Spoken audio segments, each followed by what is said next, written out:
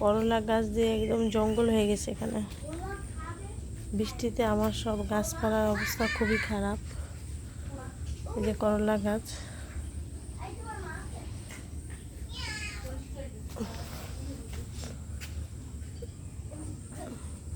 এগুলোতে এখনো করলা আসে নাই, ছোট ছোট করলা, খাওয়ার উপযোগী না।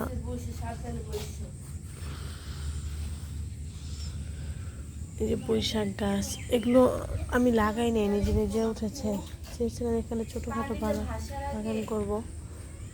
এই যে এটা মাচা বানিয়ে দেওয়া হয়েছিল, পড়ে গেছে এগুলো। যে আমি কাঁঠাল গাছ লাগিয়েছি বস্তার ভেতর, মাশাআল্লাহ।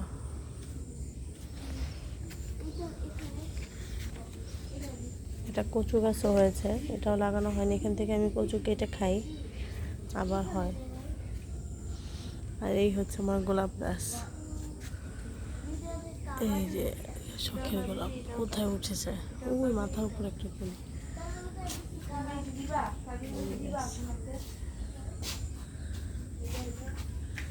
এই যে গোলাপ গাছে কলি এসেছে। তারপর এই যে দুইটা কলি পড়বে, কিন্তু এগুলো হচ্ছে এলটা ডাল সম্ভবত। এখান থেকে এলা ডাল কেন বের হচ্ছে বুঝতেছি না।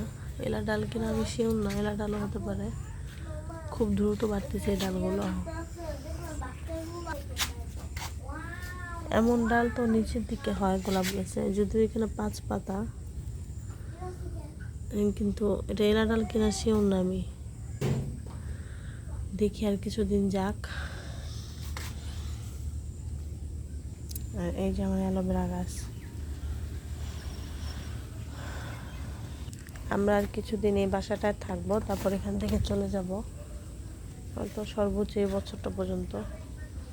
আর ওই যে আমার একটা আম, এই গাছটার ভিতর একটা আম ধরেছে এবার। এই যে বিলম্ব ডালটার উপরে একটা, মাশাআল্লাহ অনেক বড় আমটা, একটা আমে আধা কেজি হবে হয়তো। কাছ থেকে দেখাই, এই যে আমটা, এই যে আম।